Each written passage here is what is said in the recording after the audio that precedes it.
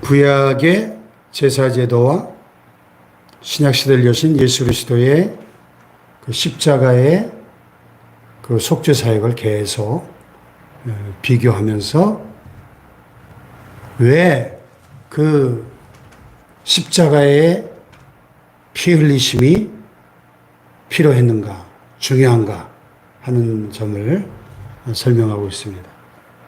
자, 제사제도의 핵심은 뭐죠? 희생제사죠. 제물의 희생을 통해서 인간의 죄의 문제를 해결하는 것입니다. 우리 인간의 가장 큰 문제는 죄의 문제입니다. 우리가 세상에 참 많은 문제들이 상존하고 있지 않습니까?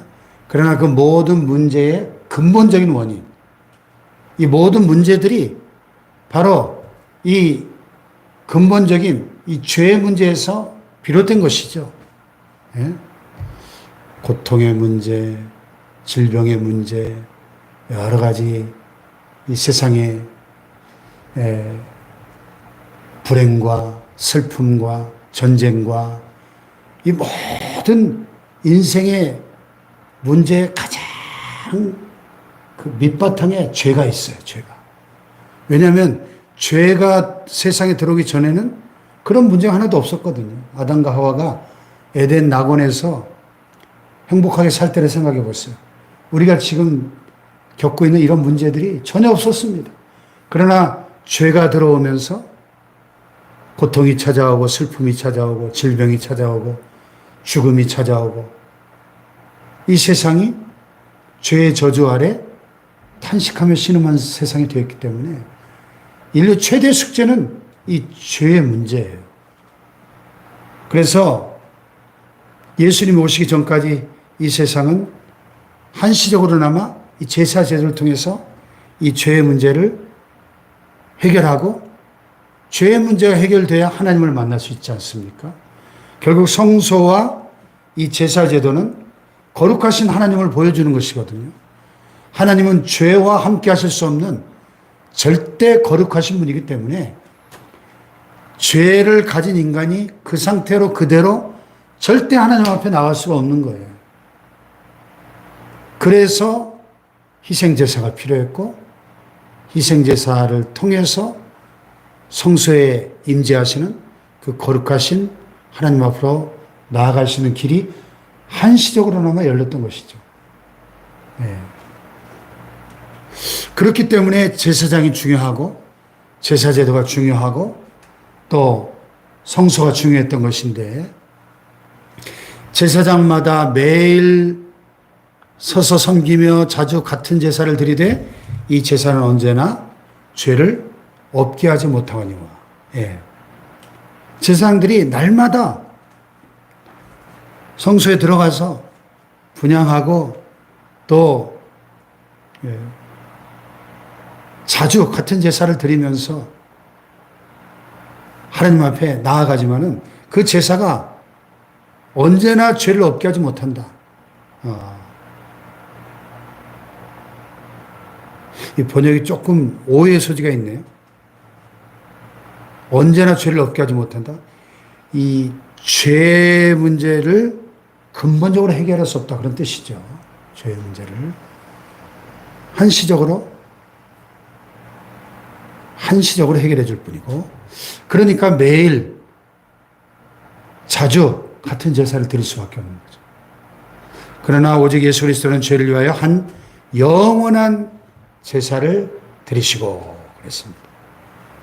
그래서 계속 반복이 됩니다마는 예수님의 십자가의 죽으심은 죄를 위하여 단번에 영원한 제사, 속죄 제사를 드리신 것이다 하는 것입니다. 황소와 염소와 어린 양의 피로 드린 제사가 아니라 자신의 몸으로 자기 몸을 단번에 드리신, 자기 몸을 친히 희생제물로 드리신 영원한 속죄의 제사를 단번에 드리셨다는 것입니다. 할렐루야. 그 십자가 위에서 영원한 제사를 드리시고 하나님 우편에 앉으셨습니다. 그 그 후에 자기 원수들을 자기 발등상이 되게 하실 때까지, 즉 재림하셔서 원수의 세력을 멸하시고 자기 발등상에 복종케 하실 때까지 기다리고 계신다는 거죠. 그가 거룩하게 된 자들을 한 번의 제사로 영원히 온전하게 하셨느니라.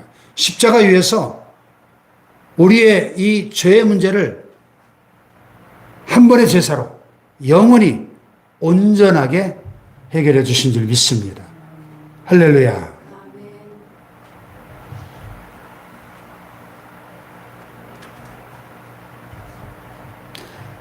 그러니까 이 새 언약이 탁월한 것은 또 성령이 증언하시기를, 옛 언약은 십계명을 돌판에다 새겼지 않습니까?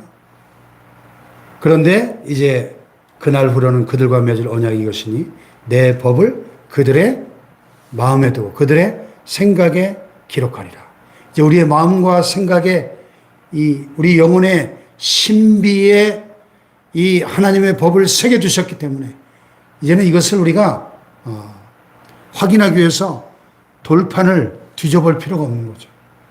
우리의 마음과 생각에 이 하나님의 법을 새겨 주셨기 때문에 이제는 우리가 그 하나님의 법을 지키고 그것을 행할 능력이, 하나님의 은혜로 그 법을 지킬 힘이 우리에게 주어졌다는 것입니다.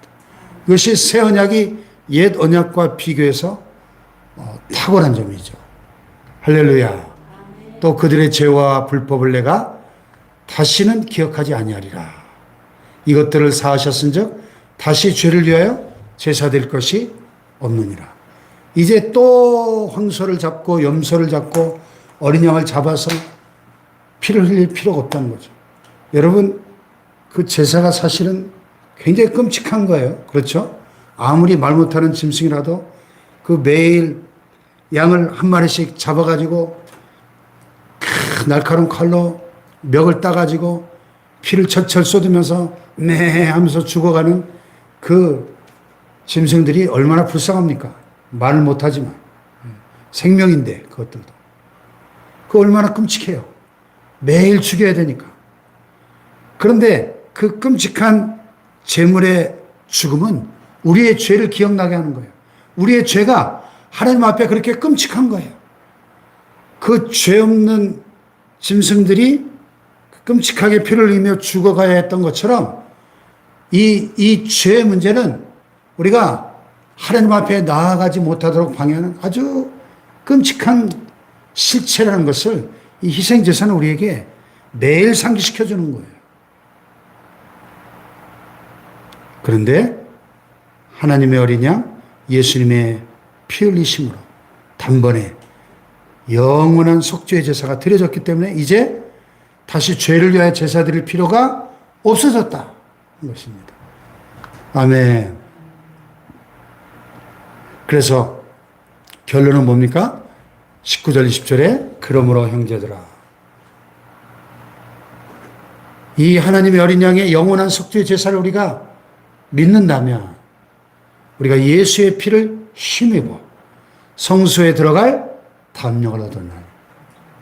예, 예수님이 십자가에 죽으시기 전까지는 누구도 성소에 들어갈 담력이 없어요. 제사장들도 늘 조심스러운 겁니다. 그래서 다 옷깃에 방울을 달고 발목에다가 밧줄을 감고 들어갔어요. 성소와 지성소에 섬기다가 혹시 죽으면 들어가서 끄집어내올 사람이 없으니까. 그러나 이제는 우리가 그것을 두려워할 필요가 없게 되었다는 것입니다. 예수의 피를 힘입어서 언제 어느 때고 1년 365일 하루 24시간 언제든 우리가 원하면 성소에 들어갈 담력을 얻게 되었다는 것입니다.